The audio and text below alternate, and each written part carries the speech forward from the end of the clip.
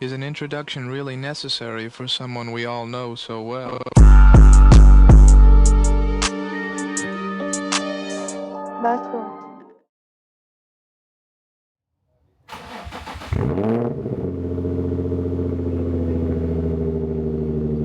Yo, what's going on, you guys? It's your boy Chicken Joe, aka Chicken. Welcome back to yet another video.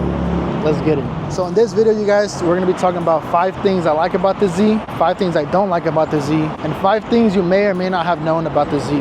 Now in this video, I'm gonna be talking about the 350Z, so I'm gonna be excluding the 370 and the 400. But anyways, you guys, without further ado, let's get right into it. 5 things I like about the 350Z. All right, guys, so starting off with the first thing I like about the 350Z is the body style. Now, a couple things I like about the body style is that the 350Z looks a little wide. It almost has an aggressive look to it. It is a little bit round, but nevertheless, I do like the way the body style looks, especially the fenders. They look wide. It looks like you have a wide body kit, and obviously if you do end up going wide body, they just look even wider. Now, on to number 2 is going to be the aftermarket support for the 350Z. So on the 350Z, there's a lot of aftermarket support, whether you want to have different headlights, bumpers, rear bumpers, side skirts, etc. There's a lot of companies that work with the 350Z and they have a lot of different styles for you to choose from, so you can make this car into your own.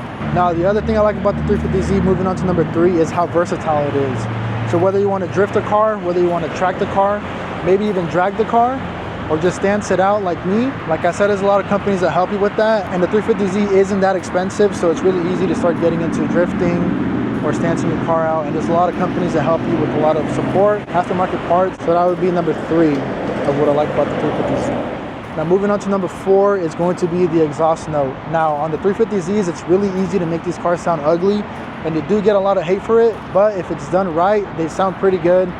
Especially if you want pops and bangs here and there without having to tune it or anything, you do get that. Especially with me running a Tomei white pipe and a Tomei exhaust. All right, guys, now moving on to number 5 is going to be performance.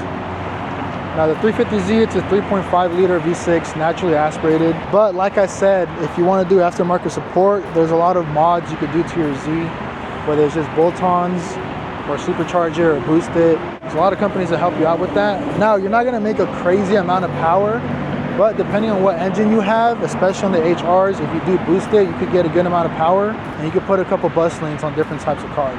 Now, those are just 5 things I like about the Z. There is more stuff, but we're going to try and keep this video short and sweet. So without further ado, let's move on to 5 things I don't like about the 350Z.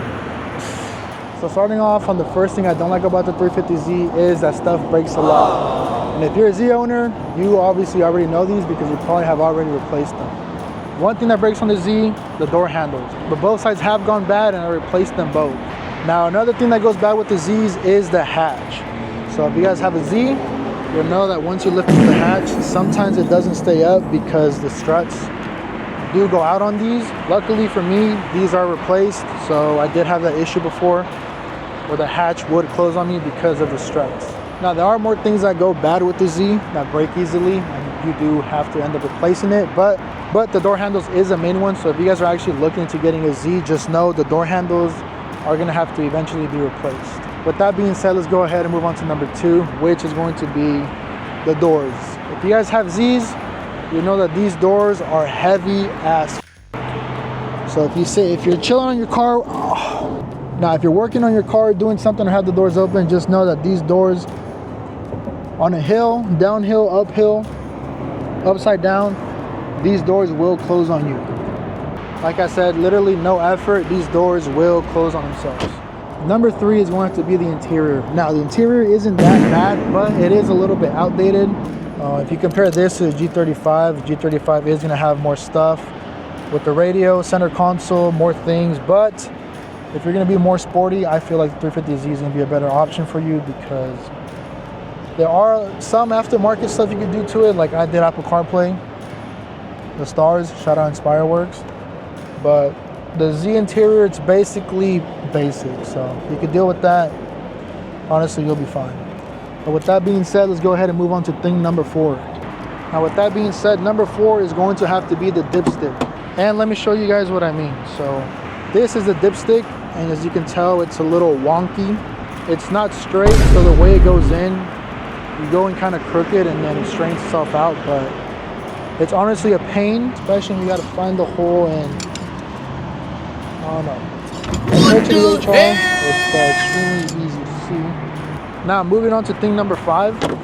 That I don't like about the Z's is how common they are, and they get a bad rep because it's an easy vehicle to acquire, and they basically just get a bad rep. So whether it's from teenagers straight piping the Z, taking off the cats, being common, they're very common. So if you're trying to make your Z look different, it's kind of hard because it gets to a point where you're gonna have to start doing stuff custom or yourself, because every single body kit that you see, every single carbon fender, carbon hood, hatch, side skirts, lip, splitters, almost every Z has them and has done them. On my Z, the headlights is probably one thing I don't see a lot of, and if I do see them, they're not done as well. But the thing is, these were custom made, so you can't buy them like this. And it goes back to what I said, where if you want to be different with the 350Z, you're gonna have to start doing custom stuff to it. But yep, those are 5 things I like about the Z, 5 things I don't like about the Z. Don't get me wrong, this is a great overall car, especially if you're first starting out in the car scene. But now, moving on to 5 things you may have not known about the 350Z. Now, starting off with number 1 is going to be the engine. So the 350Z comes in 3 different engines. You have your DE, your Rev Up, and your HR. Now, another cool thing you may or may not have known about the 350Z is you can actually roll down your windows with the remote without the car having to be turned on. So let me show you real quick. So basically for this, all you got to do is have your car locked or unlocked, and all you do is hold down the unlock button and the windows roll down right by themselves. Oh! I forgot I had these antlers on, so I can't roll them down all the way. And another thing you can do with the key, I think it's on a lot of other cars as well, but if your windows are rolled down and you want to lock it, you put your key in the keyhole and turn it right twice, and they go up. Now, if you guys will follow me graciously over here to the passenger side, another thing, number 3, that you may or may not have known about the 350Z is going to be on the interior. Now, if you guys have noticed, the Z does not have a glove box where the glove box would usually go. The glove box on the Z's is actually behind the passenger seat. Now, excuse my interior, but your glove box would usually be right here, but on the Z's, it is not. On the Z's, the glove box is actually behind the passenger seat. So as you can see, instead of the glove box being up front, you actually have it in the back. And it's honestly pretty deep, it's pretty big. And once you have the chair or your seat reclined back, you can't really notice it. And if you lock it, it's really hard for people to get into it if that happens to be the case.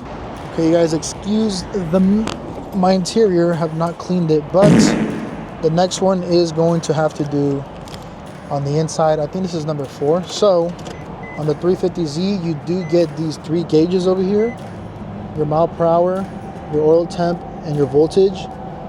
Now, fun fact, on this one, on your mile per hour, you actually have a switch on the side, and you're able to change between the temperature outside, how many miles till empty, how many miles per gallon you're getting. If you guys are curious, I'm getting 20 right now.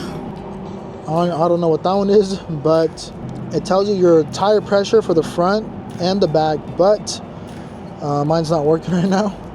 Yeah, and then you have your miles per hours. So that's number 4. Pretty cool, pretty cool. Now, another thing that you may not have known about the Z is actually on the convertibles, since it is a trunk instead of a hatch, there is a lock button from the inside, so you are able to lock the trunk from the inside. So whether someone has your key or for whatever reason you need to lock it from the inside, you are able to lock it from the inside. But anyways, you guys, that's pretty much it. Hopefully you guys enjoyed the video. Hopefully you guys learned something. If you did, let me know down below. If I'm missing anything, or there's something you don't like about the Z that I didn't mention, or something you like about the Z that I did mention or didn't, feel free to let me know in the comments down below. If you're thinking about buying a Z, do it. But anyways, you guys, thanks for watching. Thanks for tuning in. It's been your boy Chicken Joe. I'll catch you guys in the next one. Follow me on Instagram. And yeah, thanks for watching. Peace. She driving a four-car Focus, trying to make music to go. She hopeless. I found that bitch. If you're chilling on your car,